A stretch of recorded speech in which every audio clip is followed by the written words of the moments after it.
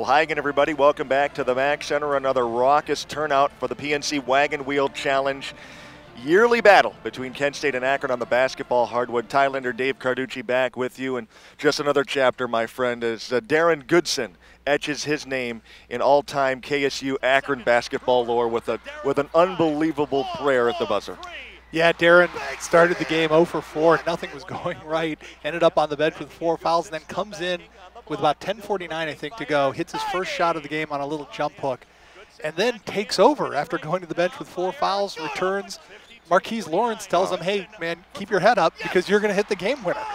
And he did. Just a phenomenal, hits his last 5 shots, including banking in an off-balance three-pointer with, what, 1 seconds, I think, on the clock. Yeah, 1.6. Just a heroic effort. Heroic effort and quite honestly fitting. This is the PNC Bank Wagon Wheel Challenge. Banks are open in Kent on a Saturday night for Goodson. He wasn't alone. He hit the game winner, Dave, but the Flashes got back to what was working for them early in the year, where they were getting contributions from up and down the lineup, talking about Mark Henniger, who you said played like a senior tonight. Yeah, absolutely. All 10 guys who stepped on the floor for Kent State reached the scoring column, and Mark Henniger, I thought, turned the game around when Kent State started off a little bit slow, and Mark Henniger came in off the bench, and I think he was 3 for 4 from the field, 6 points in the first half, but really got to every 50-50 ball, and I thought that was really what turned the game around. It got Kent State into the lead at halftime. Kellen Thomas also, you know, he's not a bench player, but coming in to this new role as a starter, I thought he also provided a huge spark, getting into the lane, creating for teammates, hitting some big shots. There was one where he shielded off Treadwell with his body and scooped the ball in. I thought he was really pretty spectacular. And then late in the game, to stand his ground at 5'10" against a man mountain like Demetrius Treadwell and draw a charge, Akron has to think, boy, we've got the biggest mismatch you could have in this game.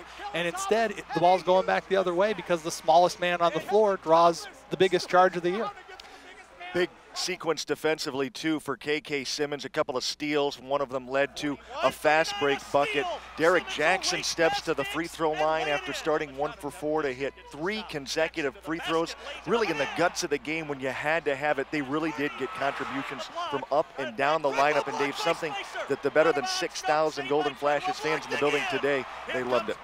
Great to see Kent State storm the court the way that they did, and the excitement back in the arena again after really a couple of tough games. Hopefully this spurs a turnaround. Hopefully this kind of excitement is in the Mac Center for the rest of the year because, you know, we needed something like this to get some good feelings again, and I have to believe that they feel pretty good. And, you know, Kent State wore, for the first time and only time, new white jersey that says Flashes on the front. Kent State fans can get that with a donation to the Golden Flashes Club. They'll be framed and ready for delivery very soon. And now those babies mean something. Not that they wouldn't have before, but you'll always be able to connect those jerseys with this moment. Yeah, and I'll tell you what, Ty, to get them, they're probably going to have to rip them out of Rob Senderoff's cold hands because this is the most superstitious group that you'll ever see. They hate to wear a different uniform after a win. They want to keep wearing what's lucky. And right now, those uniforms with Flashes on the front are darn lucky. Opportunity for the Golden Flashes right now. They will go on the road to Michigan next week to take on CMU and EMU.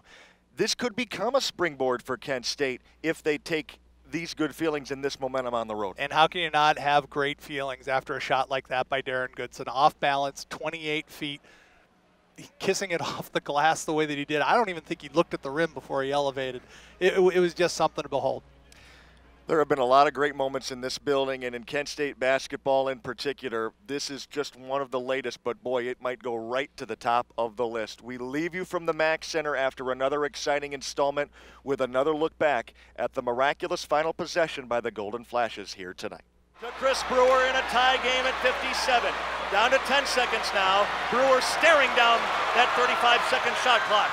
6 seconds. Brewer to Darren with 5. Long three. Banks it in! What is that? He banked it in off the glass with 1 second. From 28 feet, he banked it in.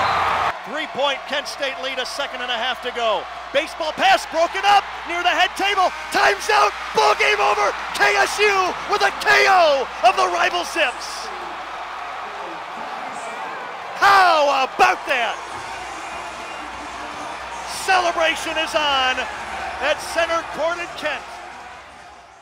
Real quick too, when I tell you guys this game means more than anything, especially to our alum. We have Mike Scott here, who's an alum, B. Roach, who was here, played here, B. Frank, everywhere around the country and around the world, because there's guys everywhere. They're all about this game. So great job. We did it for the school today. All right.